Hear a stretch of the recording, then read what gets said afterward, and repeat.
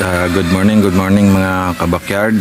Welcome dito uli sa ating backyard crayfish. 5:30 po ng umaga dito sa amin. Ito po at mag-share po ako sa inyo kasi meron pa akong shipping. Papunta po tayo ng Masbate ngayon. Hindi naman pa ako kasama, so ipapadala lang po natin to. So meron pa ako dito mga 2.5 inches na railings. Ayan, 5 piraso po yan. So order po yan sa atin, and i-share ko po sa inyo yung paano ako mag-prepare ng for shipping para po hindi sila namamatay. Okay, medyo malayo-layo po dito sa amin ng Masbate kasi tumatawid po ito ng dagat at dadaan na barko po ang sasakyan. Okay, ayan mga kabakyard, kung makikita nyo po, piniprepare ko sila dito. Ayan mga kabakyard, na maliit lang po na since hindi pa naman ganun kalalaki yung 2.5. Ayan, so yung sa ice cream po, kasyang kasya na po silang 5. So nakikita nyo po yung tubig hindi ganun kataas, sakto lang po yan mga kabakyard.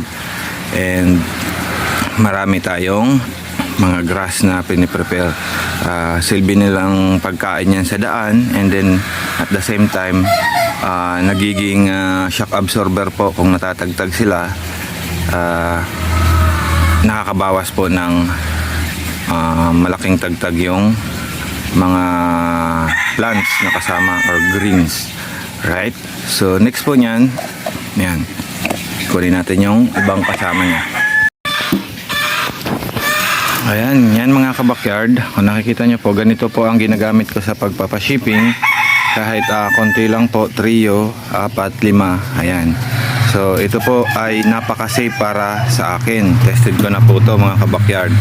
So first po, ayan, maglalagay po ako, may mga ginagawa po akong mga yellow na para lang parang yung sa ice candy po na plastic. Ayan. So ito po ay magsisilbing pampalamig or coolant dito sa ilalim. Para po hindi sila na-stress kasi pag nasa biyahe, syempre mainit.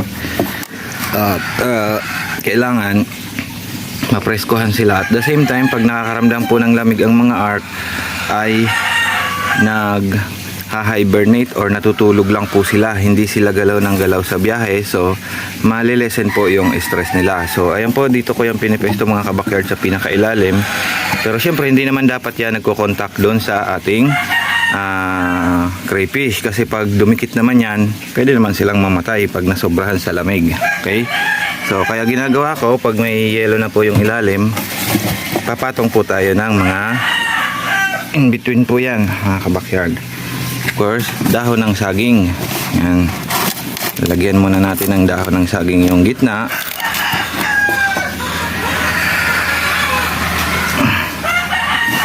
Yan, mga 3 layer mga kabakyard, bago po natin ilalagay yung crayfish natin.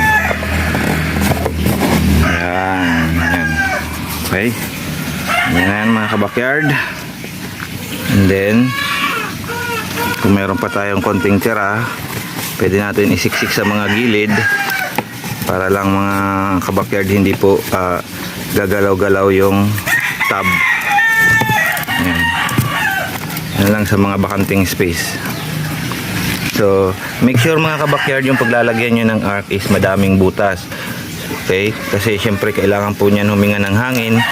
Pag naubusan niya ng hangin, pag wala yan butas, malamang mamamatayan. Huwag po kayo maniniwala doon sa mga sabi-sabing kahit walang butas yung container is buhay po ang ating mga ark. Kalokohan po yun. Kahit anong buhay na nila lang po ay nangangailangan ng oxygen para hingahin. Okay, so ayan, ganyan na po yan mga kabakyard.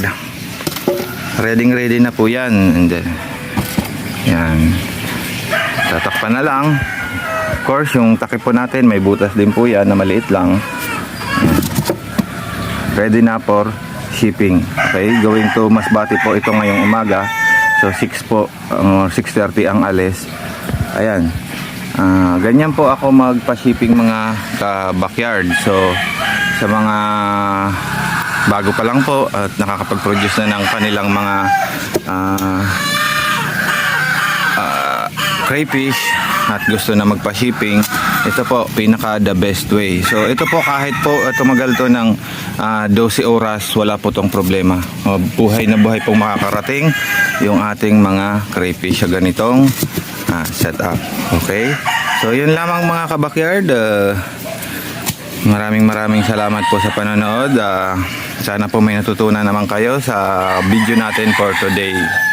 Okay, thank you mga kabakyard. And goodbye.